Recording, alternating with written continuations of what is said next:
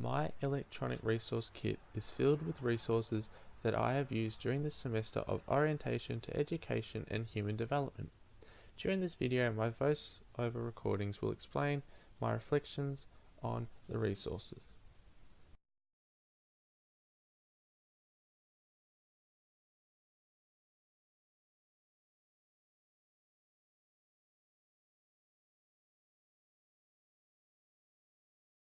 As a teacher, with setting up a classroom, I found this to be quite helpful as I never thought about it before, as I would walk into a class and the tables and chairs would be set up and you would sit down where you'd always do when I was at school. However, in Year 12, my English teachers decided to have the same setup for each separate English class to allow for maximum focus to occur. When I teach, I may implement the same setup that I have drawn here, or even have a seating plan to make students focus. Learning about mindsets did make me think about what type of mindset I am, and when we took the quiz in the lecture, I did find out what I was.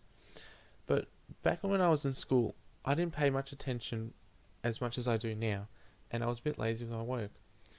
And I took a test back when I was in Year 12, and I understood where I can improve, and that's why I chose this quiz for my students, as they could test themselves. Was the website I evaluated for assessment 1. If it is, I did find this website to be quite useful for finding information I wanted to learn about mental health. Also, I could how use this in my classroom with individual students. I chose the website see what mindset they are and help, as you can use it in class, fix mindset, and talk about the question growth mindset the website asks or raises. I also wanted to show the website to show the children if they have any problem, that there's always someone to talk to and listen to. I chose another quiz for character strengths as we used it for all ages, and I'd use it in school in the 3 age groups, and this is why I wanted to use it 3 to 18 again with my teaching, even an area because using it in the past we had to do the quiz, and with the 24 characteristics, whichever ones were in our bottom 5 throughout that class for the rest of the semester, we had to show improvements on the 5 characteristics. I felt I could do this with my students. I chose a mind map quite easy. Diversity. As mind maps are a great way to brainstorm, actually not only individually but also in groups. Younger students may not be able to understand the questions.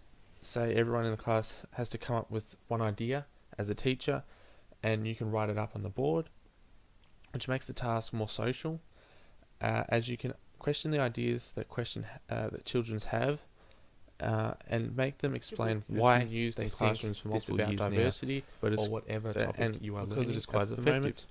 That's why I wanted to use it as one of my resources, as I know with my personal experience from being read stories at school and at home when I was a little child, I was able to show expression and pick up reading English pretty quickly.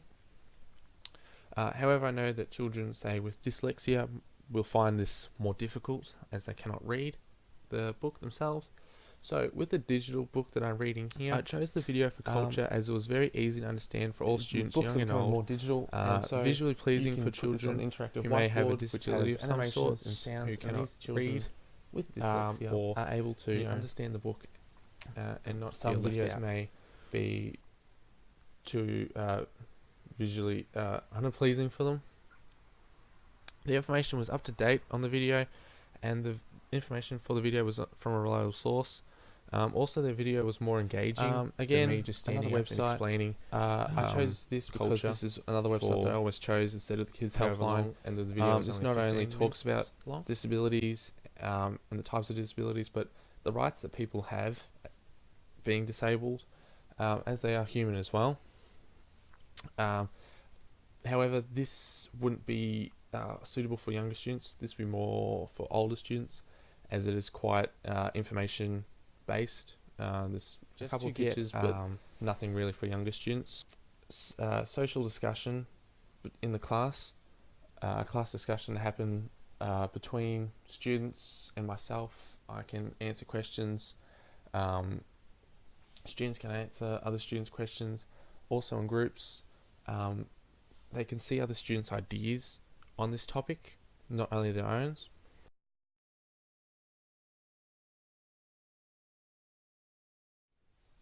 Uh, then I chose this book as it was the main source of information on this assessment and also throughout this semester. But also, after I finish this class and this course, I will still use chapter 2 of the book to see what style of teaching I to use.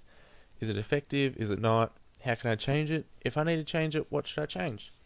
Even when I'm in the classroom and I have students, I can look back at this chapter and see what learning theories or styles they're using. And I can try to teach to these styles to see which was more effective with students. However, I know this isn't not all learning theories are suited for every single student as they are individuals, so I might have to cater to individual needs for some students.